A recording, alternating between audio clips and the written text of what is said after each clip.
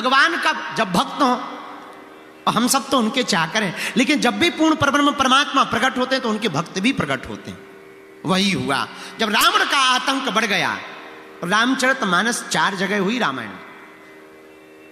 याज्ञवल्क्य जी मुनि सुना रहे, तुलसीदास जी सुना रहे मन को, कागभूषुंडी जी महाराज पक्षीराज गरुड़ जी को सुना रहे, और भैया भोले बाबा मां पार्वती को कथा सुना रहे। लेकिन याज्ञवल्क्य मुनि जो कथा सुना रहे ना, भरद्वाज मुनि बसहि प्रयाग, जहां हम बैठे हैं यहां भी कथा हुई। आहा, भरद्वाज मुनि प्रयागराज में विराजमान रहते, यहां भी राम कथा हुई।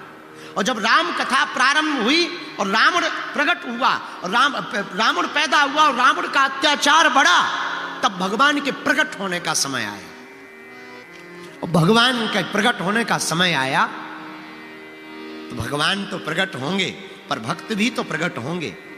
मतलब भैया राम जी के साथ साथ हमारे हनुमान जी भी प्रकट भये।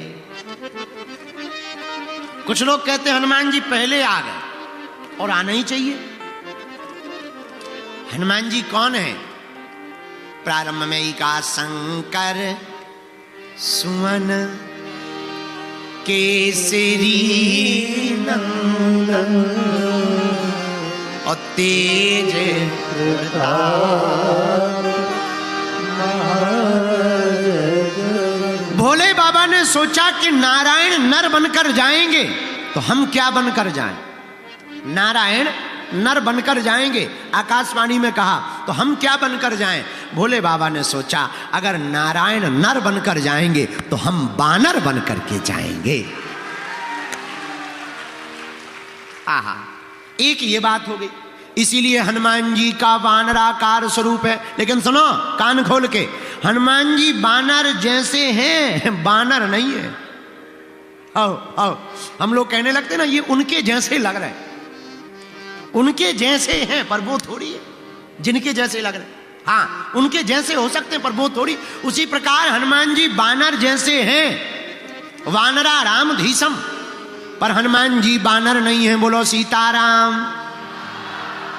एक बात ये, हनुमान जी के अवतार की दूसरी बात सुनो।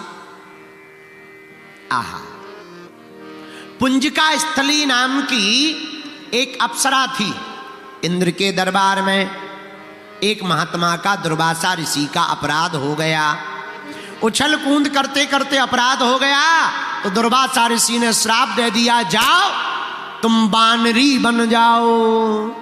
बंदरों जैसी उछल कूद कर रही हो, जाओ तुम बानरी हो जाओ। हाथ जोड़ करके रोने लगी, महाराज हमसे भूल हो गई, अपराध को क्षमा करो। दुर्वासा ऋषि बोले, सुनो हमारी कही हुई बात वापस नहीं आ सकती। मुंह से निकली बोली, साधु के मुख से निकली बोली और बंदूक से निकली गोली वापस नहीं आती। कोई और उपाय करो। महाराज फिर तो कोई उपाय बताओ अगर मैं बानरी बन जाऊंगी। बोले 2 वरदान ले लो। क्या? एक, जब जौन सा रूप रखना चाहो वो रख पाओगी, आशीर्वाद। और दूसरा, चिंता मत करो, तुम बानरी बनकर जाओ पर तुम्हारी कोख से ऐसा बालक उत्पन्न होगा जो तीनों लोकों में, चारों युगों में पूजा जाएगा।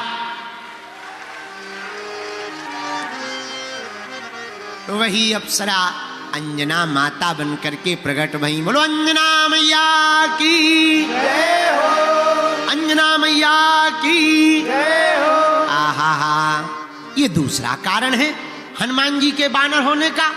अब तीसरा कारण सुनिए हनुमान जी के जन्म का।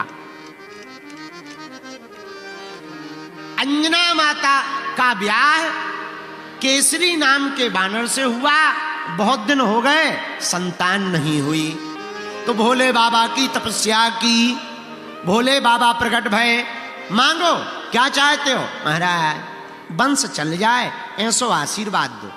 अच्छा चलो ठीक है, घबराओ ना, जाओ हमारा आशीर्वाद है, हमारे ही अंश के रूप में तुम्हारे घर पर हम ही अवतार लेकर के प्रकट होंगे। इसलिए तो शंकर सुवन केसरी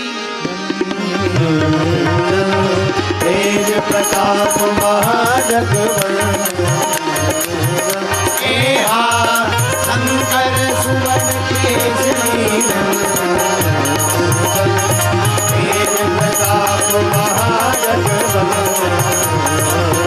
श्री राम जय राम जय जय राम बोलो श्री राम जय राम।